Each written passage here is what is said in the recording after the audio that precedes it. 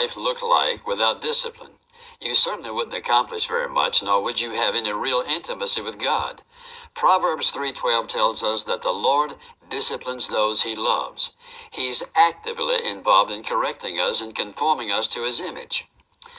As a parent, you are called to model God's discipline with your children. But many parents stress over this, asking how much is too much, or am I too easy on my child? Today's email gives us an opportunity to talk about that. I have a very strong-willed and determined little 1-year-old. I want to raise him to serve and obey God. Would you explain what it means to discipline without breaking his spirit? Well, let's distinguish between two words here. That is, a child has their personhood. That's who they really are deep down inside. And then there are their actions, and sometimes we think those actions don't meet and match their personhood. We all came into this world with a self-will, and that self-will has to be brought into submission to God. That requires discipline on the part of God, and God has disciplined every single one of us in some way or the other. It also requires that you and I discipline our children to teach them how important it is to obey and to follow rules and regulations. Failure to discipline your children is an act of disobedience, because if you want them to grow up to be godly in any way at all, you've got to discipline them. A child's personhood is their personality. That's who they are. You don't want to break their spirit, their personhood. You want to deal and target with their actions. And all discipline should be targeted toward their actions. Well, how do we break a child's spirit? How do we work in their lives in such a way that their very personhood is injured? Well, we do so by refusing to listen, and we send a message: you don't count. You're not important. Refusing to listen is very devastating. We discipline without explanation. For example, if you don't say to that child, here's what I'm going to do, and here's the reason I'm going to discipline you, then they don't know where they are. Their personhood is confused. Do you not love me? And what's going on? Why are you treating me this way? Sometimes ignoring their opinions and their requests, because a child is a person. And oftentimes parents, I think, belittle that. But they have personhood. They have feelings. They have deep emotions. When we are made to feel helpless and hopeless, it is very demeaning to us. And sometimes I've seen that happen when parents have been overbearing, things they say to their children that demeans them in all kinds of ways. And one of the ways to hurt that child's spirit, their personhood, is to compare them with someone else. Why aren't you like so-and-so? Well, if you were like him, if you were like her, that is very demeaning. That strikes at who they are. That's not who they are. They're not someone else. They're your child. Using fearful words like this: you never, you always, very, very hurtful to a child's spirit. Because you see, God doesn't treat us that way. There's no such thing as always and never. Then, of course, expressing misdirected anger. Sometimes a parent, angry at someone else or about some situation, will take it out on their child. The child doesn't understand. Their personhood gets all mixed up in that kind of a situation because you've not identified what you're going to do, why you're doing it, and your motive's not right. Then I think one of the ways that you can really break a child's spirit is to criticize them when they have done their best. Have you ever been in that situation when you did the very best you know how and it wasn't good enough? It's never good enough. And you feel that. It goes on the inside. We're not dealing with actions now. We're talking about what that child is feeling. Then, of course, when you fail to lovingly touch them, loving words, compliments, or approval, a child who grows up without any of that is going to be hindered all of their life.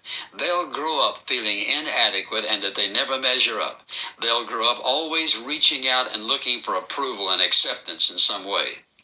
When you fail to provide good things and talk about good things and look forward, for example, to good things in their life, then what you're saying is you're sending a message in all these different ways. I don't count. I'm not worthy. I don't feel loved. If a child doesn't feel loved, it doesn't make any difference what you give them. There is no substitute for loving a child and causing that child to sense that love. Now, if the discipline is going to be correct, and if it's going to be targeted in the right direction, you have to ask yourself, first of all, why am I disciplining my child? Is it because you're upset? Because of something they said innocently or something they did? Or is it because of something going on inside of you? Secondly, carefully explain the reason you're disciplining them. I remember when my mother would whip me, and she did plenty of times, and I deserved all of it. She would tell me why. Now, I'm going to whip you, and this is the reason I'm going to whip you. Well, I never accepted that at first, but then I had to accept the fact, yes, I disobeyed, I did what she told me not to do, therefore I understood. Understanding why I was being disciplined caused me to love my mother, not to reject her.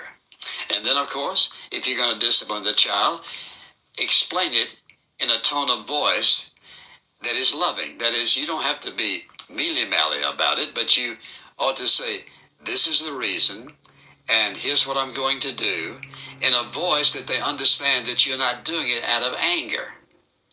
And which leads me to say, don't discipline your child in anger. That is, if you're angry about something, or the person, or whatever it might be, you get over that.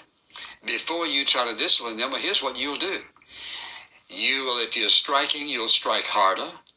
And what you're doing is you're getting something out of you onto your child to relieve something within you which is absolutely forbidden. If you want to discipline properly, keep your promises. If you say, if you do that, here's what I'm going to do. If they do that, do what you said you were going to do, or you create frustration in a child. If they can get by with this and get by with that, and then they can't get by with this, which in their minds is equal to all the rest, then they don't know where the lines are. And then when you discipline that child, share your regret for it. I'm sorry I have to do this. You know, I don't like doing this. But because I want you to be the kind of person that God wants you to be, and the kind of person I know that you want to be one of these days, this is the reason I'm bringing out this discipline.